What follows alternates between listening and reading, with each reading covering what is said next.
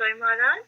She and her Prabhuji Rameshwar Mohandas both received their second initiation in August last year, and both have been tirelessly serving Shri Shri Radha Kalachand temple, Jalas, in various capacities. Sita Priti Mataji uses her great culinary skills in assisting Srimati Radharani in the deity kitchen. She has quickly learned the deity worship and even stitching beautiful outfits and also dressing Chota Radha Govindji, the Utsav deities. Whether it's a garland seva or helping in a festival decoration, she does all with utmost enthusiasm. She serves as a wonderful teacher of the Govinda group in Bhakti Sangha Academy, arranging for speakers, making certificates for kids, sending announcements are just some other responsibilities that she consistently and efficiently performs. She also takes Bhagavad Gita classes for kids in Bhakti Viksha and at home. Her students went on to receive awards in Gita Jayanti last year. Both her sons Krishna and Ashutosh are actively practicing Krishna consciousness principles. Mataji is always keen to on trying to connect new souls to Krishna consciousness, a service very dear to Srila Prabhupada. I can speak from my like this is the experience of Mataji that Palika Mataji that she was one of the first few who interacted with her and made her feel very comfortable when I started welcoming to Bhakti Riksha. Similarly, she has touched the hearts of many. She is missed immensely by the devotees in Detroit who fondly remember her for the Vaishnav Seva and services that she did. So I welcome Mataji. So we are very fortunate to have her on the call. And today we are very fortunate to listen about Srimad Bhagavatam from her lotus mouth. So thank you so much, Mataji, for giving a valuable association and time to this Bhakti Sangha Japa conference call. So now I would like to hand over the call to you, Mataji. Thank you so much. Hare Krishna. Hi Krishna Mataji. Thank you so much. Mataji, is this audible or should I join from the laptop? Can you all hear me properly or should I join somewhere else again from the laptop? No, Mataji, we can hear you properly. This is okay, right? Okay. Yes, thank you. Thank you, Mataji, for the introduction. I am nowhere near to it. It is Palika Mataji's. Like she has been very kind with her words to just write some things about me. But I'm just trying to read somewhere. So I'm first before starting, I just want to seek your blessings so that whatever I have heard from the acharyas, I will just be able to narrate it in the same way and repeat their words. Om Namo Bhagavate Vasudevaya. Om Namo Bhagavate Vasudevaya. Om Namo Bhagavate Vasudevaya. So today we'll read from Canto 4, Chapter 17 and verse 32.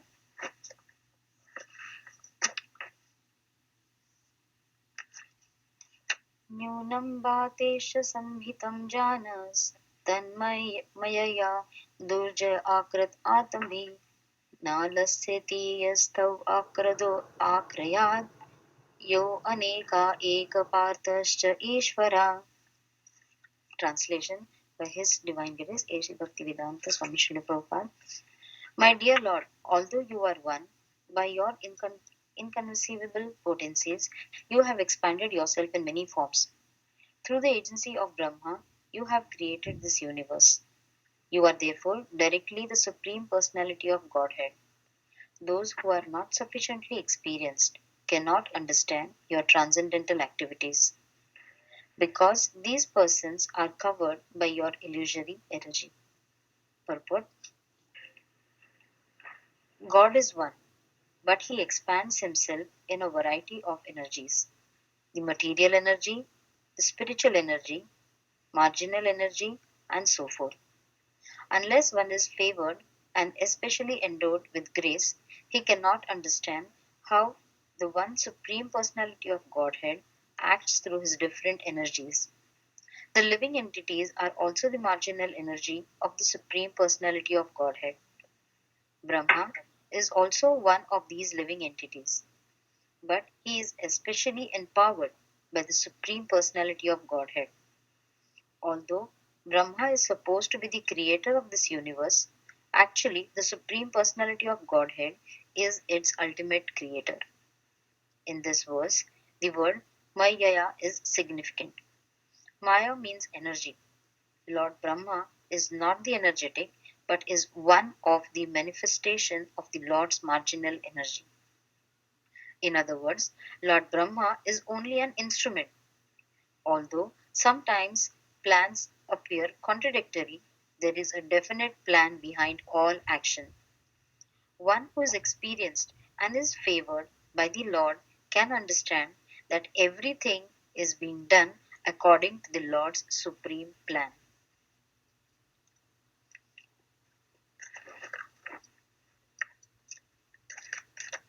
ॐ अज्ञानातिमिरान्धस्य ज्ञानाञ्जनशलाकया चक्षुरुन्मीलितं येन तस्मै श्रीगुरुवे नमः।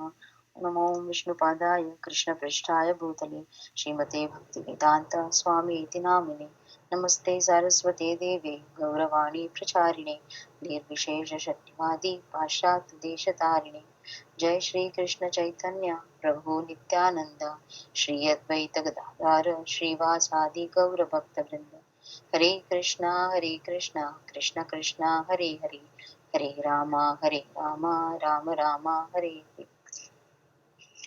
मुखं करोति वाचालं पङ्गुलिङ्गायते गिरिं यत्कृपातं वन्दे परमानन्दमाधवं श्रीगुरुं दीनतारिणं श्रीचैतन्य ईश्वरम्। हरे Krishna. So we'll just go over the translation once more. My dear Lord, although you are one, by your inconceivable potencies you have expanded yourself in many forms. Through the agency of Brahma, you have created this universe. You are therefore directly the Supreme Personality of Godhead.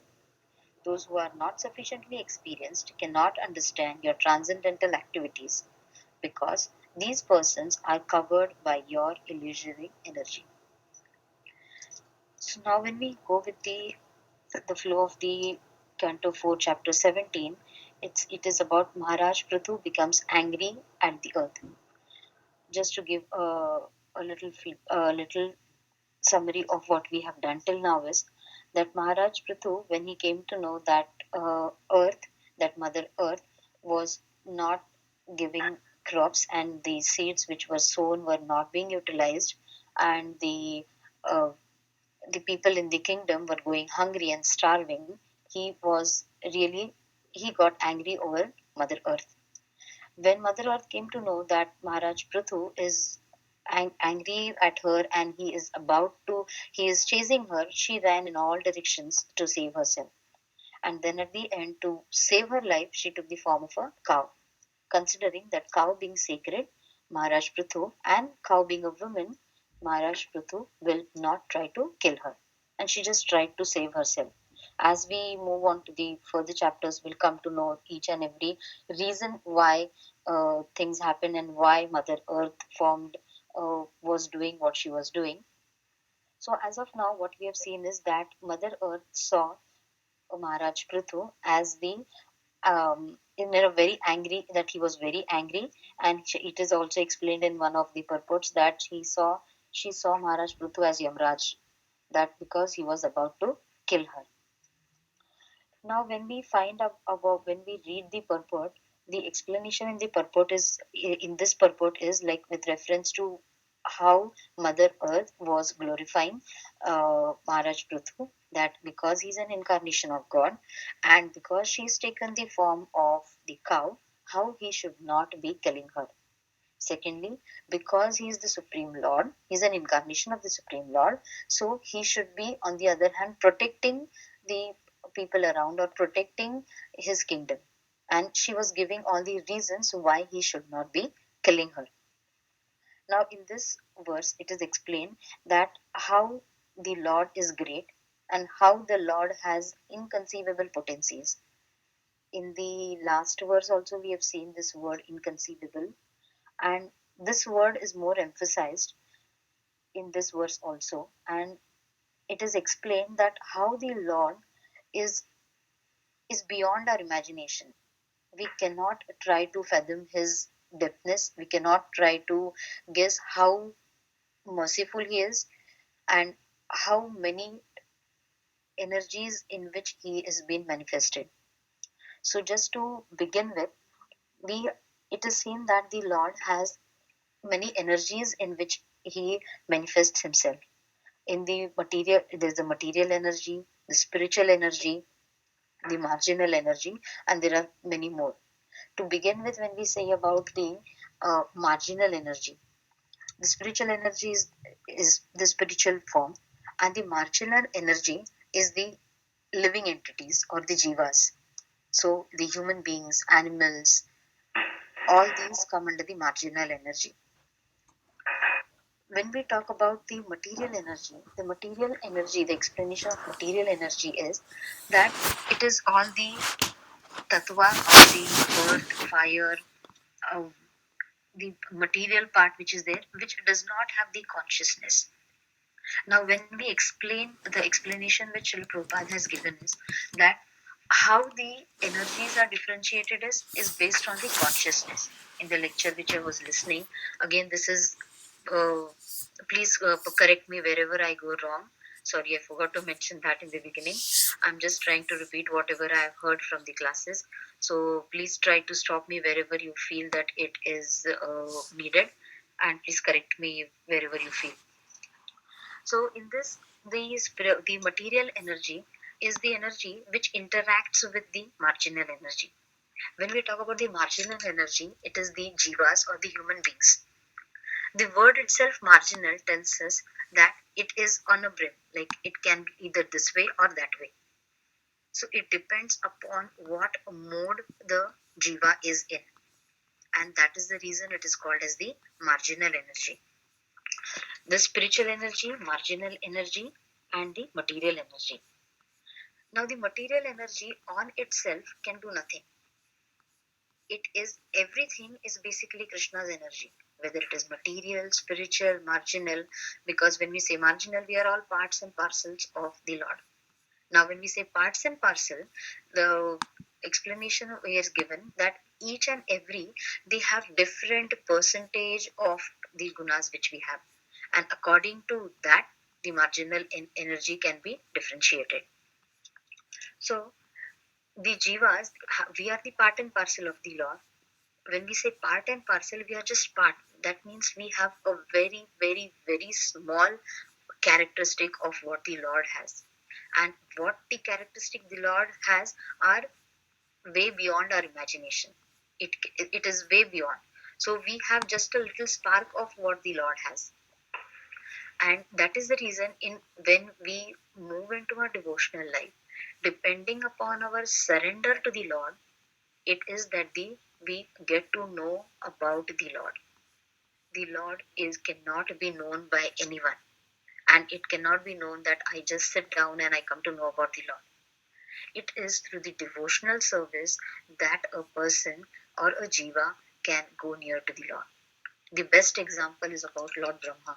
In this purport also, they have explained, or Lord Brahma is being emphasized in this purport, wherein it says that although Brahma is supposed to be the creator of this universe, actually the Supreme Personality of Godhead is its ultimate creator. That means Lord Brahma, when we read in the canto about where Lord Brahma's creation is explained, it is explained that when Lord Brahma was created, he was created from the navel, the lotus stem which came out from the abdomen of Garbhodakshaya Vishnu, and it sprouted, and the lotus flower which came up from that Lord Brahma was came in that lotus flower. When he came in, he did not know exactly from where, how he is come, why he is come. He had so many questions about what was his role. He couldn't see anything. And then what did he do was he just tried to find the root from where he has come, from where the lotus flower is coming. So he went through the stem down and he tried to reach the end. But though he reached till the end, he could not see anything. From this we can refer is that though Lord Brahma, he was created by Garbhodakshaya Vishnu, he couldn't find his path. He couldn't find what his purpose was, though he reached till the end. So he again went back to the point where he started from, and then he set for penance. And it is not like, okay, he sat for a day, or like Brahma's time and our time has a lot of difference. So he sat for nearly 100 years of penance, through which, after which he was revealed the Supreme Personality of Godhead, Lord Krishna. Lord Vishnu, he gave him the knowledge of what he was and exactly how he came. So from when I read through the purport of Lord Brahma's creation, it was such a revelation that Lord Brahma also did not understand by himself.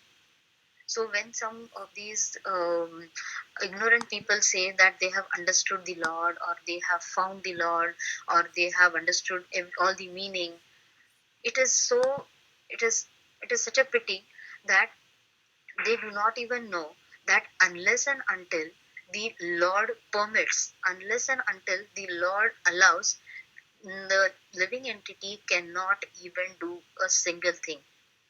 Rather, if the best example is that we cannot even decide how the tip of the nail, the growing of the tip of the nail, is not in our hands.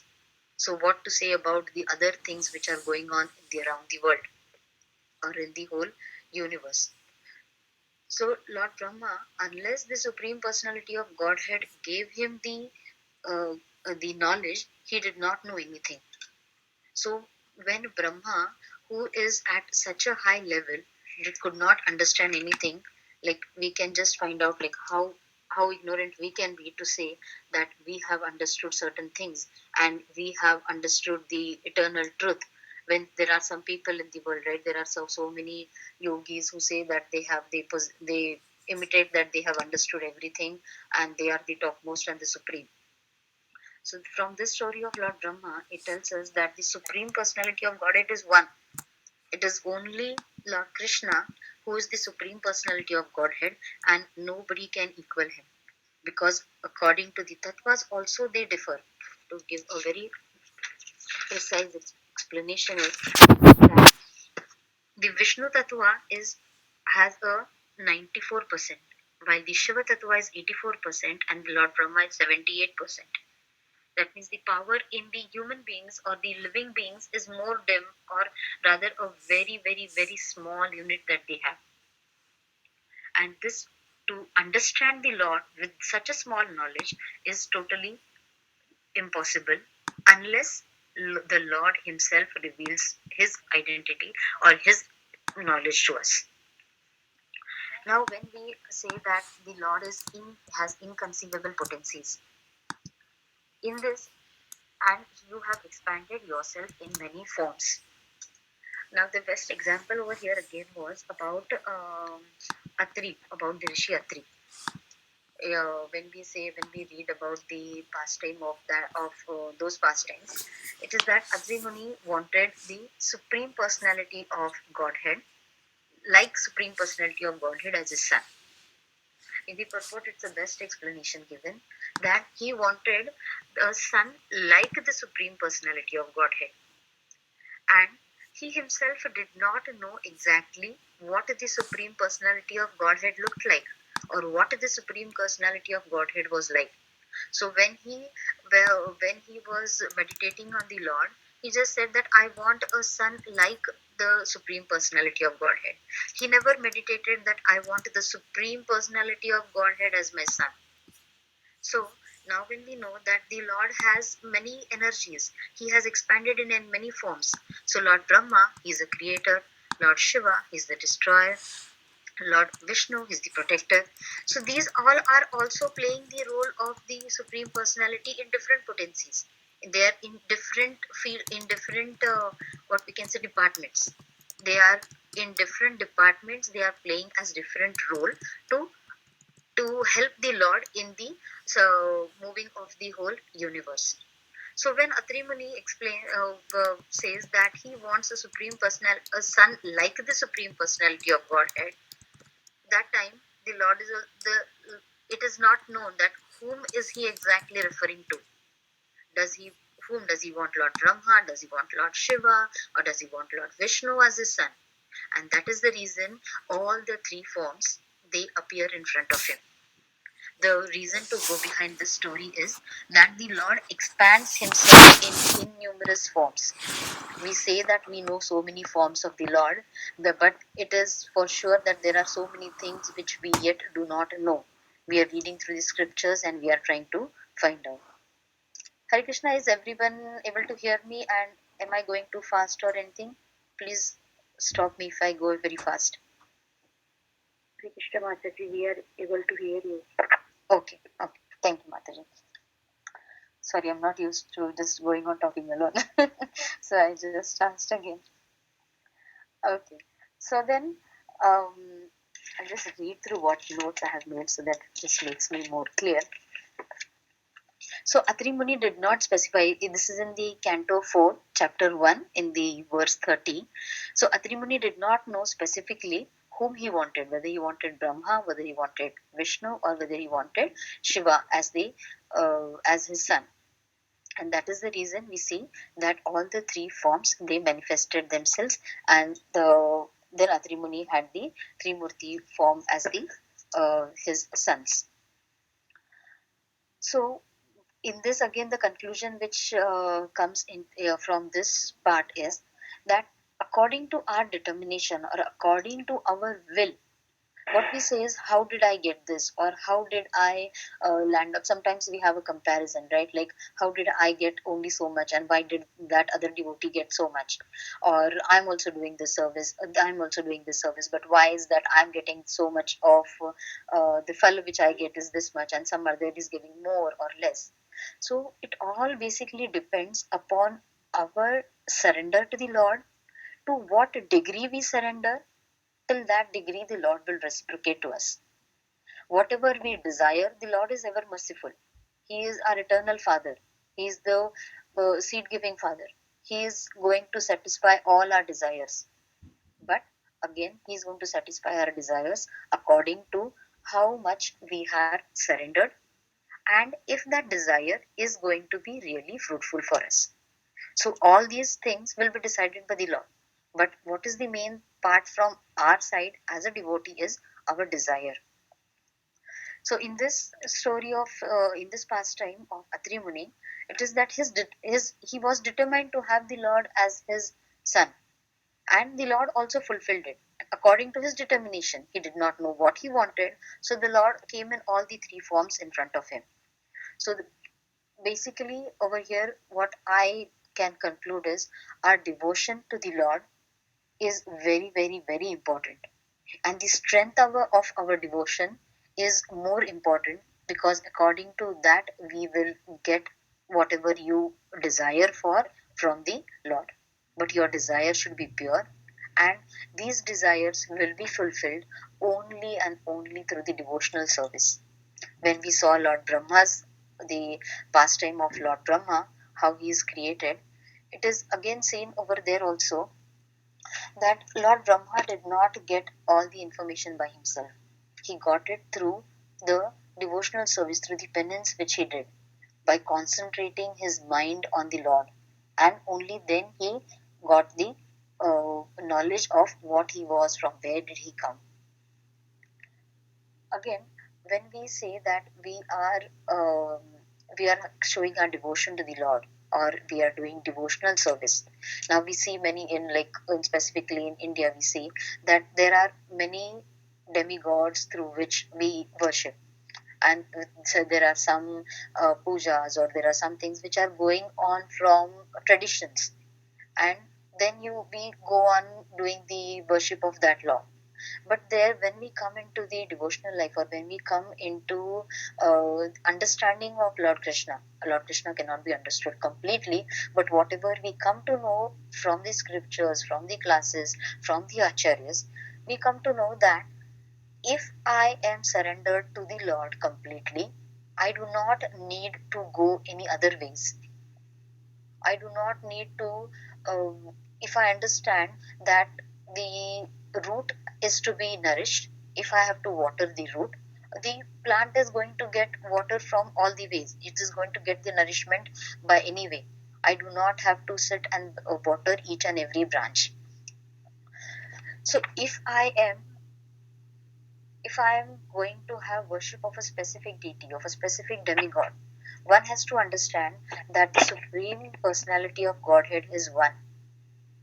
Many of them say that it does not matter if I worship this god or that god, everything is going to lead to one.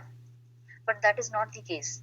Over here in this purport, it is explained. The very first thing it is said, my dear Lord, although you are one, that means you are the only one supreme Lord. This each and every word has so many meanings over here is that it is only that you are only one, and others who are there, they are the subordinates who are created by the Lord to help him in his functioning of the universe. When we say that we are worshipping the other demigods, there are many other demigods who have been worshipped. But we have to understand that if I am going to worship my forefathers, I am not going to go directly to Krishna. I am going to go to the planet of my forefathers. If I am going to worship Lord Shiva, in the mood of only worshipping Lord Shiva as the Supreme Personality, I am definitely going to go to the planet of Lord Shiva, or I am going to go to get benediction only from him. But it will not directly lead me to the Supreme Lord. So as I worship, as I surrender, I will get the fal, or I will get the benediction. In 9.25 it is said that yanti deva vrita deva pitra yanti pritirvataha. If one is attached to a particular demigod, one is promoted to that abode of that demigod. If one is to the Pitras, he will go to the forefathers. If he is to the Lord Shiva, they will go to the planet of Lord Shiva. So these are just the departments which are created by the Lord. But the Lord, being the Supreme Father, He wants us all to come to Him. If I worship Lord Shiva, there's no problem in worshipping Lord Shiva. But if I worship Lord Shiva as the Param Vaishnava, as the Vaishnava who is the devotee of the Lord, in that mood, if I worship Lord Shiva, that worship is definitely going to the Supreme Lord. So it always depends upon what level and what thinking we are doing when we are worshipping the Lord. If I know that Supreme Personality of Lord is Krishna, I do not need to go any other ways to worship. If I worship other lords, I have to see that I am concentrating my whole attention on the Lord, that Lord, it is because of you that I am able to do the service. Everywhere, wherever I show my surrender, when I surrender to the Lord is going to find ways and means to reach Him. I can just say this from my example, that before coming to ISKCON, I was also into worship of Lord Shiva, and it was a total different mood. And when I started understanding about how Lord Shiva is the Param Vaishnava, and when we started worshipping him in that sense, we got more closer to the Lord. So the Lord will find ways and means to get closer to you only if you take one step. It is said, right? If you take one step closer to the Lord will take 10 steps closer to you. And it is very, very true. It is just how you can find ways to go to the Lord, and the Lord will try and arrange everything. The next part when we go is that you have expanded yourself in many forms. Now there are so many examples also in the scriptures. The first example which we can, not an example, but the pastime which we can have is about Lord Chaitanya Mahaprabhu. Lord Chaitanya Mahaprabhu, when he was in the Sankirtan party, it was so mesmerizing for all his devotees that some who did not believe, they could just see Lord Chaitanya Mahaprabhu in one form, but the other devotees who were there, who were very near to the Lord, they could see that the Lord was present everywhere in all the Sankirtan parties. They could see Lord Chaitanya Mahaprabhu. So this, by his internal potency, by his mystic power, he was present simultaneously in each and every Sankirtan party. This is explained in the Chaitanya Charitamrita Madhya Leela 13.65. Lord, although one, by his inconceivable potencies, you have expanded yourself in many forms. We are just explaining this part over here. So some people saw him that he was one, and some people saw him that he was everywhere. He was present everywhere in all the Sankirtan parties. and his internal devotees, they only could understand that it was because of the Lord's internal potencies that he was present everywhere and they could see him in those forms. Again, the example we have about the in the 10th canto about the Ras Leela, when the Lord is present with each and every gopi. He is present because each and every gopi desires that the Lord, that Krishna should be present. Now, for the gopis, he is not Lord; he is just Krishna. They have that pure thinking that he is just Krishna. He is playing with him, playing with them, and they have that desire that the Lord should be, that he should be playing, that Krishna should be dancing with me. And only to fulfill their desire, the Lord is present with each and every gopi. So every gopi, when she turns around, she sees Krishna and she's happy that yes, Krishna is there with me. So these expansions of Krishna are sheer for the happiness of his devotees. Each and every expansion which Krishna has formed is only for the happiness of the devotees, or for the devotees if they are, whenever there has been any major problem wherein the Lord has expanded into his forms and helped to bring his devotees out of those dangerous situations, or also only for the desire of the devotees that the Lord has taken those forms. So this internal potency of the Lord is is such a potency which can be understood only by the devotees. If a non-devotee, if you go and tell a non-devotee, they if a non-devotee just reads the then canto, they will be totally off. They will not understand what exactly is going on, and they will make so many aparads of making their own mental speculations.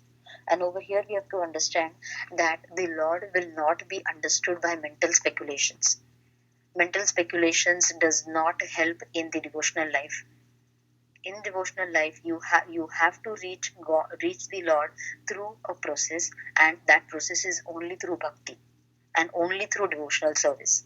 Like today, when I was into service today morning, the temple president's wife Manjuli Mataji, she was explaining that when we are saying that, because we were just talking about like how on birthdays it is that they can have some deity worship. That time she explained it in such a nice way that when you are doing some service to the Lord, it does not matter whether you are doing some deity worship or even if you are cleaning the washrooms. Service is going to be service. Krishna is going to watch you any service you do, whether you are doing any menial service or if you are doing any deity worship. So services cannot be categorized. When we started our service, it was like cleaning the temple, because the temple is an expansion of Lord Balram. So it does not matter that if I'm cleaning the kitchen, if I'm cooking in the kitchen or I'm cleaning the kitchen. It is that Lord will see your desire. You just have to desire. There are so many cases, right? Like with the kheer, you have the example of the kheer, that through the Manas Puja, he was making the kheer, and he was even trying to trying to check the whether the kheer is too hot, and he burnt his finger. So it is the desire that is very important. It does not if I feel that, oh, I have to I want my Lord to be dressed in such a fancy way or in such an opulent way, the Lord is going to watch that desire, and the Lord will make ways and arrangement that you can do these services for you, and you can so services for him. So this desire of us in the devotional life is very important, and to kindle that desire, devotional service in a pure state of mind, only and only to please the Lord. I do not want to please anybody else. I do not want to say that, oh, see how opulent I have decorated the Lord, everybody to appreciate me. That is not needed in any way. So the next when we go about is, through the agency of Brahma, you have created the universe. So we just saw that how Lord Brahma is the creator, but we do not say that it is Lord Brahma who is creating, because Lord Brahma is empowered by the Lord. Lord Krishna has empowered him, and that is the reason he is being able to do whatever uh, creation he is being able to do. So this understanding has to come very important, because sometimes it might happen that we say, okay, so in the scriptures it is said that Lord Shiva is also a supreme person, Lord Brahma is also a supreme person, so why not I worship them? You can worship them, but then you will not reach to the ultimate truth. You will not reach to the eternal truth.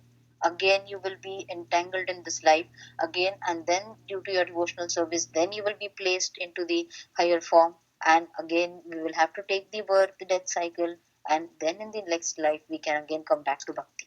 So instead of going through all this long route, why don't we directly come to the eternal truth of, okay, that Krishna is the supreme personality of Godhead. I have to do service only to please him. I'm not doing any service to please myself. Now, those who do not understand about this, now when we because we are talking about Lord Brahma, we can just explain the further with respect to them. Now, Lord Brahma, when he saw from the lotus flower, when he understood how he was created, and when he could see Lord Krishna, when he could see Lord Vishnu sleeping on the at the bottom, the Garbhodaksha Vishnu, the he has explained Lord in so many ways that he's written that the Brahma Samhita explains about everything. Ishwara Param Krishna Satchitananda Vigraha Anadi Radhira Govinda Sarva Karana Karana. That means he is the main creator, and the whole Brahma Samhita explains that how Lord Brahma has glorified the Lord. He's glorified the Lord in so many ways, that how what Lord is wearing, how these jewels are being good on him, how like it is not that the jewels that are making the Lord beautiful, but the Lord himself is so beautiful that it is just enhancing his beauty. So the Brahma Samhita explains all the verses are just a glorification of the Lord by Lord Brahma. So when Lord Brahma is at this stage where he explained the Lord, okay, but when we go to the further when we see about Lord Brahma very well knew that when Lord Krishna took the form of was born as the son of Yashoda Maya, and he was doing his pastimes in Vrindavan, there were so many times that the Lord Krishna Krishna had to kill so many demons. So there is a best to explain our this purport. We will directly go to one of the pastime. Yes. That when Krishna was small and he killed Agasura. That time all the demigods, the Lord, they were watching this. So Lord Brahma, he also saw that Krishna, that Balkrishna, he has killed Agasura. So that time he knew that, oh yes, this is Lord Krishna, this is the Lord who has taken the form. Now, because Lord Brahma is also a Jiva Tattva, that means the illusory energy is going to act on him as well. We as Jiva Tattvas are always in illusion. We are always in bewilderment. The one of the classes when I listened was the Prabhu explained about Mother Yashoda and about Mother Kunti. Before going to the pastime of Lord Brahma, we'll just quickly explain that so that we'll understand about the illusion part. He explained that Mother Kunti once she wanted, it was Diwali time, and then she wanted to celebrate it in Vrindavan. So she was visiting Mother Yashoda and Lord Krishna. She was visiting their place in Vrindavan. When she went over there, she she knew that this is Bal Krishna, this was Krishna as the form of the Lord, as the Lord. But there, when she went, she saw that the Lord was having his own pastimes, that the Lord was running around, and Mother Yashoda, along with a stick, she was running around behind him. And the Lord was trying to save himself from Mother Yashoda. And this was quite astonishing for Kunti, for Mother Kunti, because she was like, Krishna, he is the Supreme Personality, and then too, he is running to save himself, and that too from Mother Yashoda. So this was totally, she could not understand that. And then the explanation over here it is given is this, and though Mother Kunti is a great devotee, though she gets covered by the illusion that how come Krishna is trying to save himself when he is the savior of everyone. And other hand, Mother Yashoda, she is also chasing Balkrishna in the mood of punishing him. So both of them are in the devotional mood, both of them are in a specific rasa. So this is explained about how that each devotee has a different rasa to exhibit. That Mother Kunti was in the Aishwarya rasa. So she could see Lord as a God form, as a supreme Lord form. So she could not understand this running around pastime or this saving himself pastime, because she had the image of the Lord as the supreme personality. Whereas Mother Yashoda, she was in the Madhurya rasa. So for her, the relationship with Krishna was more important. So this Madhurya rasa, Aishwarya rasa, this was just um, a state in which those devotees are, and that is the reason the other states might get illusioned by the Maya. So we will not be understanding the other pastimes of the Lord.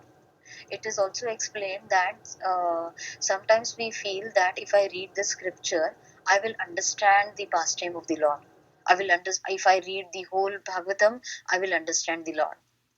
But it is seen that the more you try to go in depth about the Lord, the more you try to know about the Lord, you go on becoming more humble, that I do not know anything. That if I feel that I have understood I've understood 10%, and if you go to the 20%, you feel, oh, this was not even 100%. The Lord is 1000%, and I have to still know about more 900% about Him. When you go a more depth, you feel that you've understood, then again you know, no, this is not even a bit that I've understood. So the more you know about the Lord, in devotional service it is the other way around. The more you know about the Lord, the more devotional service you do, the more humbler you get, and the more you understand that I cannot do anything by myself. I'm not even doing a little bit of what is expected from me. So this is the essence of devotional service, and this is the essence of knowledge in devotional service. That the more you know it, the more you know that you do not know anything.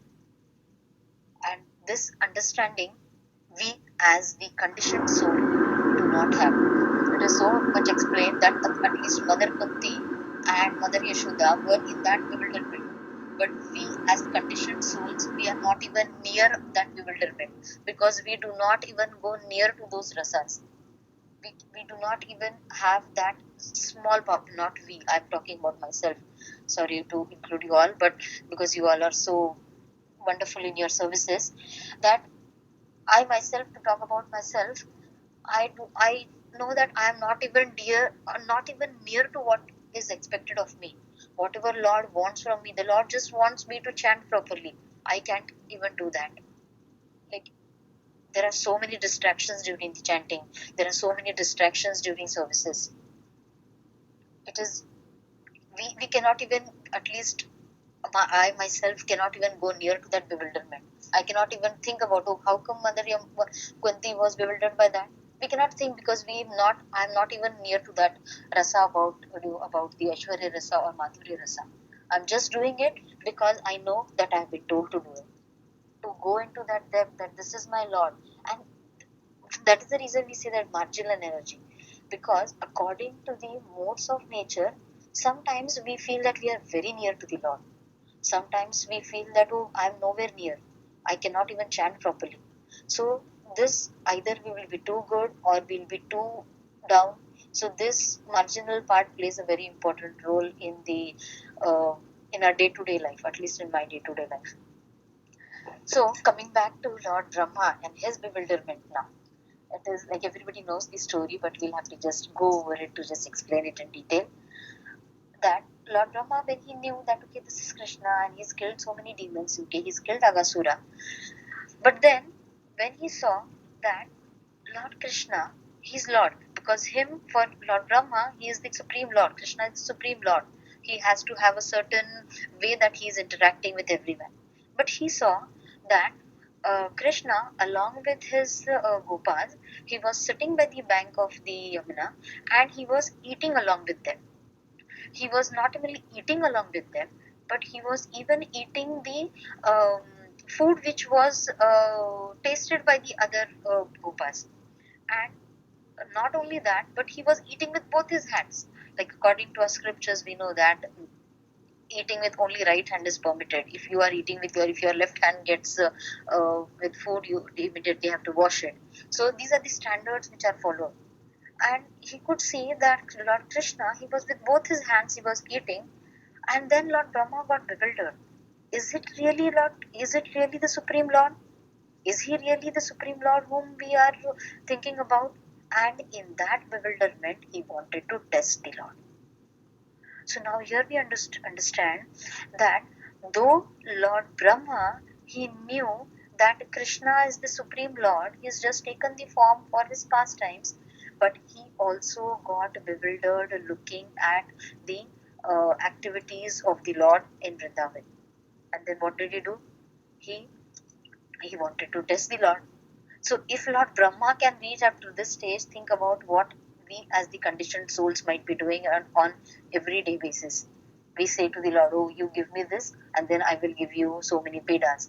Let my exam go and then I will do this. Everywhere we go on testing the Lord. Everywhere we try to bargain with the Lord. So Lord, over here, Lord Brahma, what he did, he hid the gopas and the calves into a cave.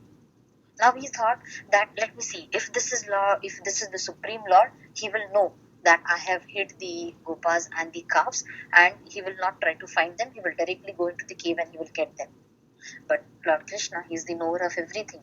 Whether he is playing the role of a Bal Krishna or he's with Arjuna as the supreme as his charioteer, he knows everything. Each and every thing he knows what is happening in every jivas in every, because he's the super soul in everyone. So what did he do? He tried to find, because he was playing the pastime, he was playing the role of Balkrishna, right? So he went on finding, he went on searching, and then Lord Brahma said, hey, here you go. He is not the Supreme Lord. So Lord Brahma also got bewildered. So this illusionary Maya, illusory Shakti of the Lord, energy of the Lord, did affect Lord Brahma as well. There are so many instances also, the other pastimes also, where Lord Brahma was affected by the illusionary energy. But this is with respect to Krishna, so we are talking about this pastime. And then Lord Brahma says, oh yes, he is not the Supreme Lord, he is not the Lord, because if he knew, he would just go and rescue all of them. And when then Lord Brahma left. Now Krishna, again this is with respect to our purport, that Krishna had to take his gopas and had to take his calves back home, because the gopis over there, the mothers, all were waiting for them. So what did the Lord do? We all know the story, right? He expanded himself as the numerous gopas which were there, and also the calves, and they all went back home. Now, in this, when they went back home, it was that the Supreme Personality had expanded himself. That means each and every Gopa was no other than Krishna. When they went back to Vrindavan, when the sight of their seeing each and every mother, they could have that feeling of ecstatic love, because each and everyone loved Krishna dearly as her own son. And when they saw their own children coming, they went on hugging and kissing them to such an extent that everybody was in that ecstatic mood, because everywhere it was Krishna. Krishna had expanded himself in the calves. The cows also, they were going on licking the calves, because Krishna was present over there. And Krishna was the dearmost of Vrindavan, the heart and soul of Vrindavan. So the Lord over there, he exhibited his pastime of expanding himself into the numerous gopas and the calves as well. Now, after a while, when after a while means for us, it is for the Lord Brahma, the time difference is different, right? So after a year, when Lord Brahma sees that what happened to the gopas and the calves which I had hid, he goes and looks into the cave. He can see, okay, the gopas and the calves are sleeping in the cave. And when he goes into when he looks in Vrindavan, he can see the gopas and the calves over there as well. So he could not understand that part.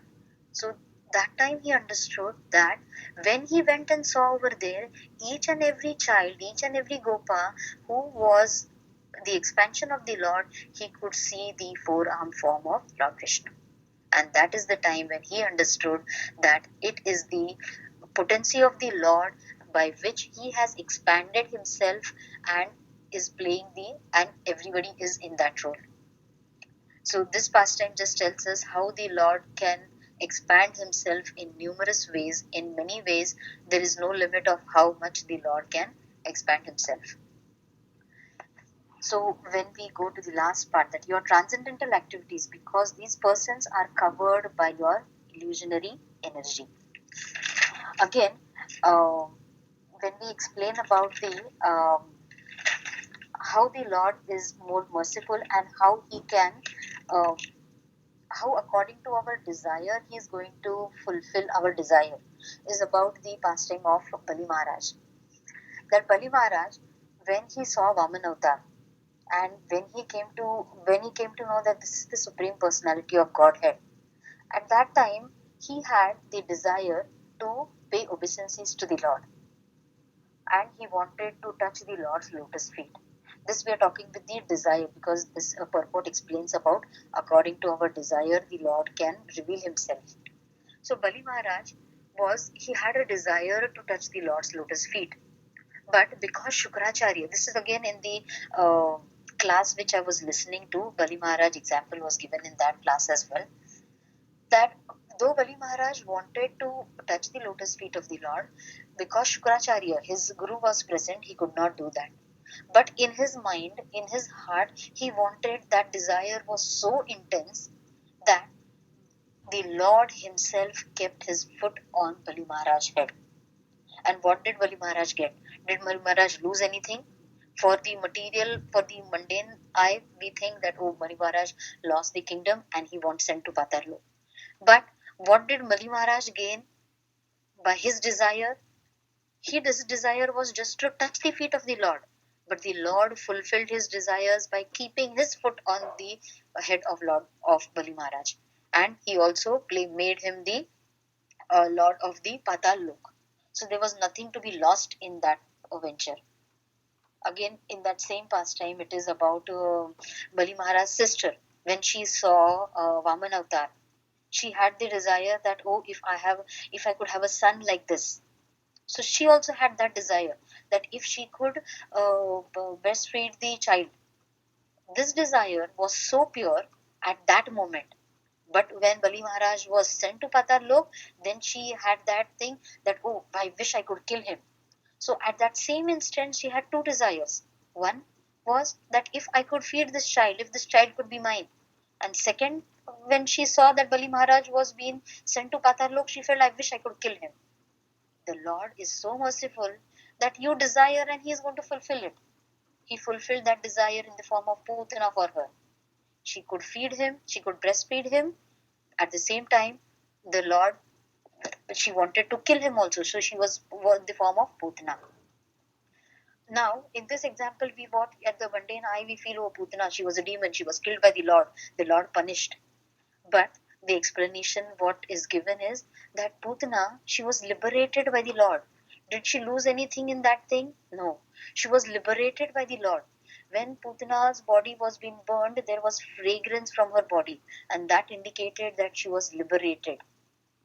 So, this desire of ours, if it is pure, if it is impure, the Lord is going to satisfy it in that way.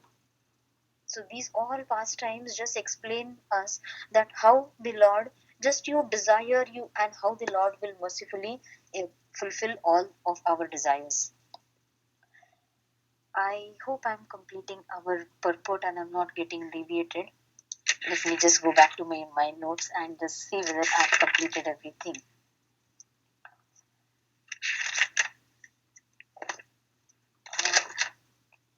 I think yes, we're coming up to the energy part. So we came up to the illusionary energy, that how the Lord's illusionary energy has covered even Lord Brahma, and how can we be exempted from it. And that is the reason we get entangled into the Maya world, into the material world. But when we get entangled into the material world also, we have to see that What are we imitating? In Canto 3, Chapter 9, Text 1, it has been explained that we have to be like the white ducks. There are crows also, and there are white ducks also in the around the water. But what do the ducks do? That both crows and ducks are undoubtedly birds, but they are not of the same feathers. That means the crow will engage in picking up all the garbage and all the rotten things, while the ducks do not mix with the crows. They take pleasure in the transparent lakes or where the lotus flowers are there. This is explained in the Canto 3, Chapter 9, that this is the illusion, that we do not have to get mingled with this with the people who are not into devotion or who are trying to get us away from devotion. We do not want to become crows like them. We can imitate, or we can be like the white ducks, which go towards the transparent waters in the lakes and which go towards the flowers. The explanation over here is both are birds. Crows and ducks both are birds, but they are working in this different way. So we have to forget about this foolish mentality. As human beings, we definitely have that foolish mentality, but whenever we get a chance, we have to investigate, we have to find more about the Lord. And the more you find, the more you will know that we do not know anything, but yet we have to keep finding about the Lord, and only through that way we can surrender. Over here also we have seen in this purport that Mother Earth, after going everywhere, when she knew that she could not go anywhere, she surrendered. She surrendered to the Lord, as the to Maharaj Prithu, and then she started glorifying the Lord. So in this material world, unless and until you get the Lord's mercy, you cannot even exit this world. The illusionary energy will keep you immersed in this world, but we from ourselves cannot unwind it and go. Only through devotional service, if you pray to the Lord, that Lord, this is your illusionary energy, this is your Maya, and please take me away from the Maya. We have been given the Maha Mantra. We do the chanting, but again, what happens sometimes, we have the phone in our hand, and that becomes a distraction. So Maya is going to play a role everywhere. Everywhere Maya will try to play its role. But we have to stay put on the path of devotion, and then we have to defeat Maya. Because Maya is not doing, we cannot say that the illusionary energy is bad. Because she is also energy of Krishna. She is also playing the role what she has been given. She is given by the Lord a role that you have to keep these people entangled. And if any person, through his good fortune and through devotional service, if they try to reach Krishna, then and only then, by the mercy of the Lord, we can unwind ourselves from this illusionary energy and then go more towards Krishna. So this is just my understanding from whatever I read, and I hope I did not confuse any one of you. You all are more, you all know more than me.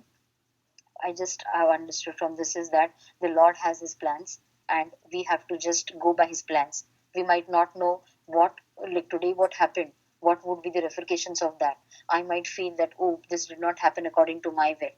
But I have to believe that whatever has happened is because of the Lord's will. The examples of which we gave about Putana. Why did she take the Putana avatar, or why did she become the Putana, or why did she become demon? Because it was her desire. But what was the desire of the Lord? The Lord wanted to liberate her because of her good will which she had. So only the thing is, if we have good desires and if we have devotion to the Lord knows very well what He is doing, and because we are His children, He will definitely have the best for us. So from this purport, I understand is that the Lord has inconceivable energies. We cannot find His energies. We cannot find the root from where it is. Only I have to know that He is the cause of all causes. He knows what He's doing, and His plans are going to be the best. Sometimes His plans might come in disguise, but His blessing is also, if it comes in disguise, it will be for our own good. That is, in very simple words, this is what I could understand from this verse. Thank you so much for giving me this opportunity, and please, please, please pour in your comments over it, and add in more of your thoughts. Hare Krishna.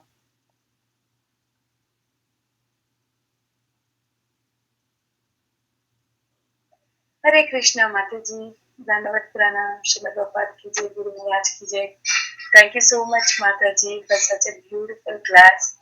And so many points you covered, Chaitanya Charitamrita, Leela, Chaitanya Mahaprabhu Leela and Brahma Leela. So many pastimes, Mataji, about that Rishi story. And everything, everything you covered so beautifully, Mataji. I'm really, really very happy to listen your class. I would really like to thank Priti Vilasini Mataji for this. She gave me the pointers on how I could do it. She is so sweet. She is very sweet. So thanks to Priti Vilasini Mataji. Hare Krishna, Mataji. Is there anybody having any questions? Any additions, Mataji? Yeah, Hare Krishna, Mataji. Hare Krishna, Mataji, Dharmapnam, Glory to Srila Prabhupada Guruman. Very, very beautiful, very clear cut communication of what you wanted to say, and very easily understood. As I understand that more we try to understand the Supreme Lord, the more we try with our material eyes, we cannot do so, but only with a mode of humility, with a mode of surrender. When we do that, then only Krishna shows some light on what he wants to tell us. So that's what, and then how you explained the same thing through different pastimes. It was very wonderful. One quick question, if I may ask. Yes, Mataji, I'm trying. No, Mataji, the one which you mentioned about the percentages, something about 78, 84, and you talked about the Vishnu Tattva, and you talked about yes, Mataji, in Brahma. Yeah. So that part I didn't understand. What percentage and what was the context? If you could kindly explain. Yes, Mataji. Okay, one second. Mataji, over here it is that because we are part and parcels of the Lord, right? So the percentage of the Lord in us, the part and parcel which we explain is that we are also part and parcel of the Lord. Lord Brahma is also part and parcel of the Lord. He is also a Jiva Tattva, right? So when we say about the energies, the Lord Brahma has 78% of the Tattva. Shiva has 84%, and we as living entities have a very negligible amount. But only we know that we come from him, so we are part and parcels. If Kirtida Sundari Mataji is there, she can explain more, Mataji. Is Kirtida Sundari Mataji there on call? Or anybody else who wants to explain? This is because the explanation which I can tell you is, Mataji, that we are part and parcels of the Lord, and the percentage of the Lord's energy in this is explained in this percentage. Anybody else wants to please explain? Please go ahead. Could I answer your question, Mataji? Yes, Mataji. Yeah, you did. So basically, what you are saying is the Shiva is the one which is 84%, right? Yes. So that is the maximum. No, Vishnu Tattva is 94%. Vishnu is the maximum 94%. Got it. Okay. Next to that will be Shiva. Okay, Mataji. Thank you. Makes it clear. I did not know about this part. Thank you, Mataji. Yeah, this is in the Vedanta Sutra. It is explained about this. Okay. The example which is given is like the candles or the lamps, and how like the candle and the lamps differ in their power. The same way, these tattvas also differ in their power, but they are just the expansions of the Supreme Lord. Sure, Mataji. Thank you so much. Hare Krishna. Hare Krishna. Hare Krishna, Mataji. Thank you so much for the wonderful class. I really loved your class. Thank you for your association, Mataji. Hare Krishna. Thank you, Mataji. Hare Krishna. Hare Krishna, Sita Priya. Sita Priya Mataji. Srila Prabhupada ki jai, Srila Prabhupada ki jai. How nicely you are explaining from two to three buka, and like Mataji, one thing you are explaining so nicely that how we are like deity worship seva or any seva is given by cooking seva that is given by Srimati Radharan. We should understand our mood should be to serve Srimati Radharani and Lord Krishna. Thank you very much, Mataji. You are explaining so nicely. Hare Krishna. Learning, Mataji, learning from you all. Hare Krishna. Hare Krishna Mataji, very wonderful explanation, very, very nicely you have explained everything. Thank you very much. And all Krishna Katha, wonderful. Thank you, Madhika Mataji, for your blessings. Hare Krishna. Hare Krishna. Please give us more nectar. No, Mataji. I want to listen from you all, Mataji. Learning from you all is more better. Hare Krishna. Hare Krishna. Hare Krishna, Sita, Priti, Mataji, and all the assembled devotees. This is your servant Adi Gadadhar Das from Atlanta, Georgia. Very nice class, Mataji. And thank you very much. I hope you continue to enlighten all of us regularly.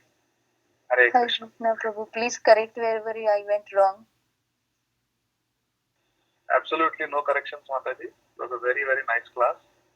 Please continue your humble, sincere services like you are doing. In Chaitanya Charitamrita, like you rightly pointed out, Krishnadas Kaviraj Goswami mentions that we have very negligible, like you said, very negligible amount of those 50 qualities. Brahmaji has those 50 qualities in full. Shivji has 60 qualities in full. We have 50. Brahmaji has 50 in full. Shivji has 55 in full. And Lord Vishnu has 60 in full. And only Krishna has 64 qualities in full.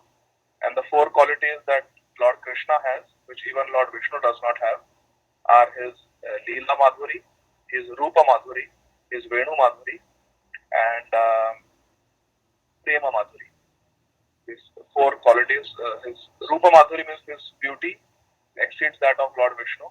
Leela Madhuri means his pastimes are very, very extraordinary.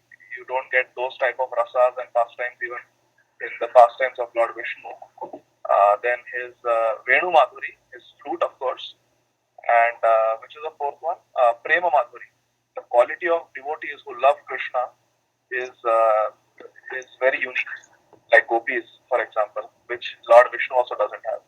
So we have infinitesimal amount of 50 qualities. Brahmaji has 50 qualities in full.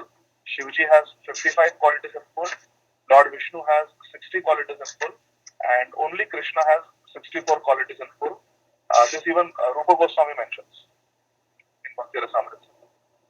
So that is just few words as a supplement to what you said. So thank you very much, Mataji. Hare Krishna. Krishna. So, Prabhu, these are the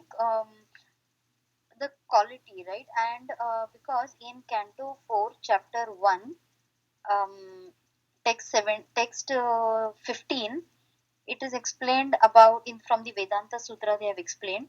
So this is the percentage, right? Okay,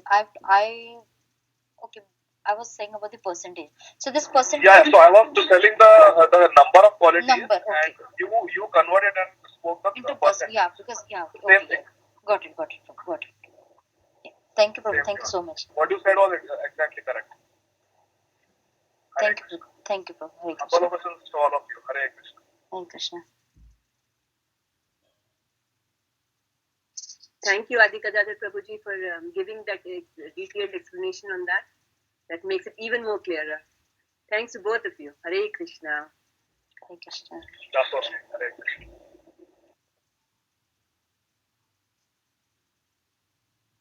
Mataji, keep giving your classes more often now.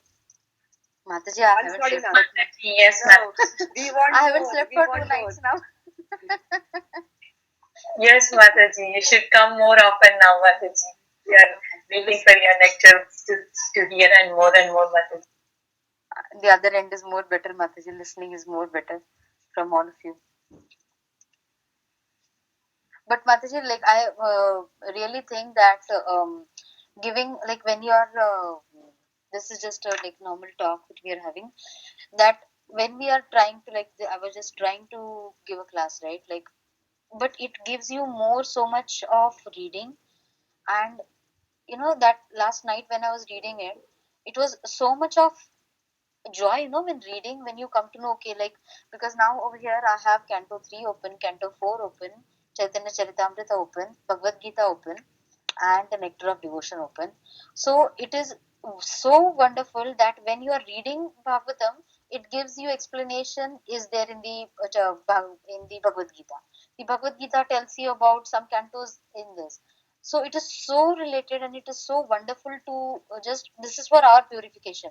When we say that we are giving a class, it is basically very important is only for my own purification, that for my own knowledge, that it becomes reading. So it's really wonderful. I really thank you, all of you, for giving me this opportunity, and at least it made me read some things. And everyone should do it, Mataji. Everyone should do it. Thank you, Mataji. Thank you so much, Mataji. Thank you, Vinaya Mataji. Thank you so much for this opportunity, and it's only because of you that I did not. You are such a sweet soul that I did not want to say no to you.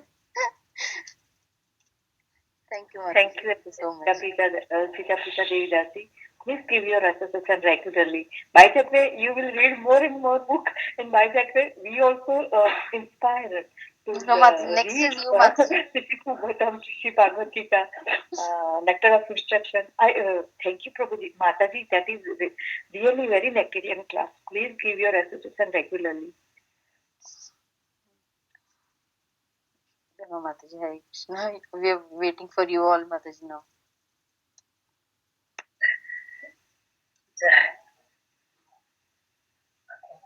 Is there anybody having any more questions or realizations that they want to share? Yes, Mataji.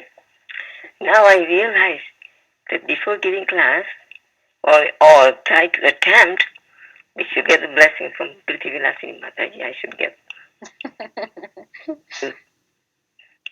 Thank you, Mataji. Hare Krishna. Very wonderful. So, Mataji, getting blessings from Priti Vilasini Mataji really works for doing any work, especially for me, Mataji. Personally, for me also. She's a loving devotee for all of us, Mataji. She's we are missing her so badly. Yeah, Mataji, so true. I was wondering why I don't hear her. She is in India, Mataji. She will be coming by the end of July. Ah, so long time. Okay. I know, it's so long time. She's with her parents, so she will be back in July. Okay. Thank you, Mataji. So you call her there together? I don't know, Mataji. I just had her contact with WhatsApp. But then I'll ask her if she can. I can call her because it's been long talking to her. Oh, okay. Okay, thank you. Hare Krishna. Hare Krishna.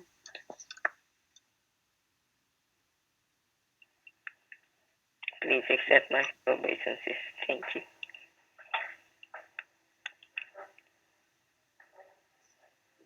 Hare Krishna. If there are no more comments and no more realizations, then we can end the call here.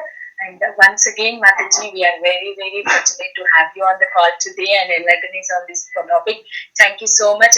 We are all very grateful to you, Mataji. Okay, let's offer obeisances to Mataji and all the Vaishnavas. Vancha kalpa tarobhyasya kripa sindhubhya eva cha patitanam pavanebhyo Vaishnavibhyo namo namah. Ananta koti Vaishnav Vrindi ki jai. Srila Prabhupada ki jai. Akre Sita Mataji ki jai. Thank you so much, Mataji. Krishna. Thank you so much, Mataji. Thank you. This session is no longer being recorded. Thank you, Mataji. Hare Krishna. Hare Krishna.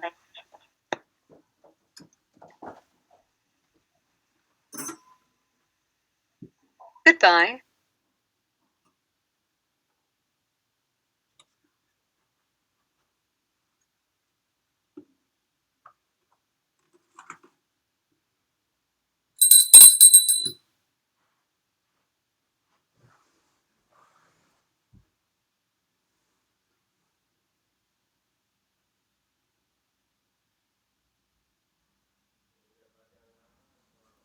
ആദ്യം ഞാൻ പിന്നെ ചെയ്തോളാം. Of ചെയ്യാമോ stove?